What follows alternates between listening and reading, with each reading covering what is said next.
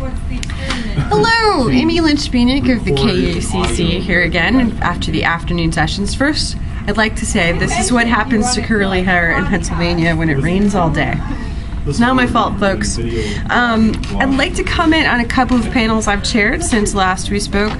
First, at 11 a.m. session, I was really pleased to chair the panel Critical Intellectuals, Throwstones, and Grind Axes, which is a title that bears some explanation. I teach an advanced composition class, and they read a book called Critical Intellectuals on Writing that's full of interviews with scholarly writers talking about their writing process and why they write and why writing is important to them.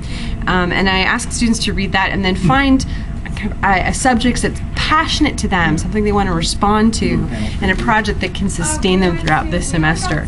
And responding to that first was Katie Beth Miller, and she wrote a project called These Boobs Are Made for Nursing. Yes, that's right. These boobs are made for nursing. She was writing about her experience as a new mother nursing and the resistance and the discrimination really that she ran into and has continued to run into as she's been nursing her daughter Peyton, who we got to see some pictures of. She's adorable.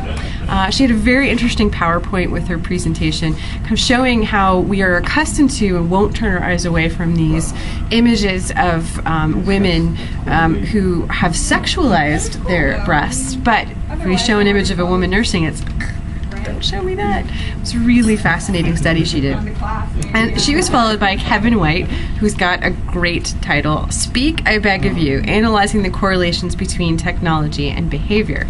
And one of his thesis statements was that really technology is turning us into these kind of lonely islands, and that we really need more one-on-one contact with people to really be human. He said we need more annoying people in our lives.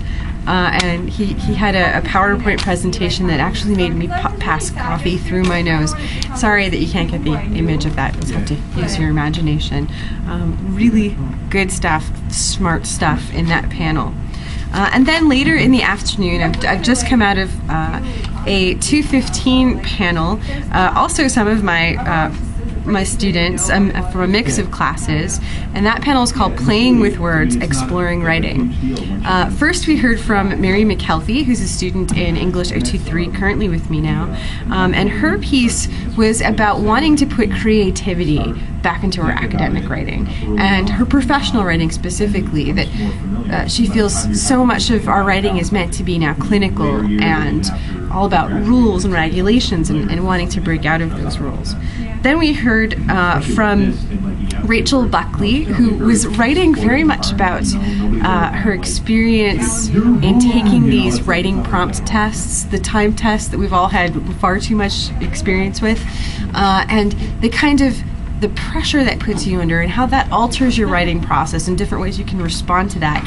And I think everyone in the audience, and we did have a really nice audience, could sympathize with that and had been in that position before.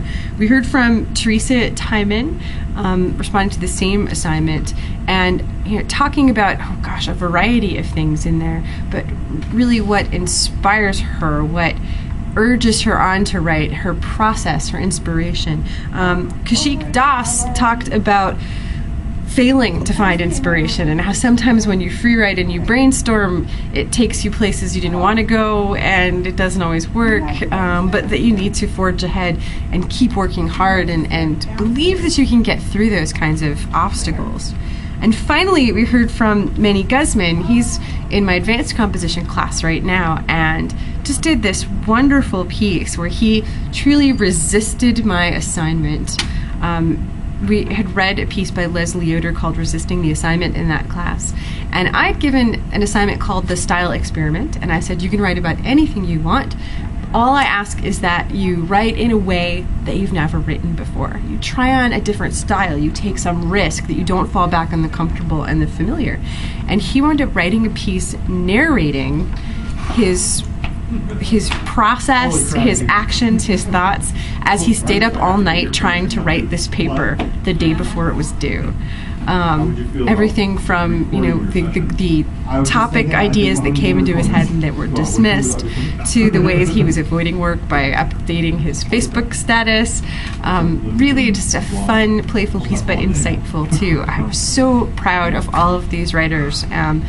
If you can't tell, I'm kind of bursting with warm fuzzies now for writing and for our KU writing students. And congratulations to all of you for doing just fabulous work today. I'm so proud of you, and I hope you're proud of yourselves, and the audience has really appreciated all of your hard work. Bye for now. Thanks so much.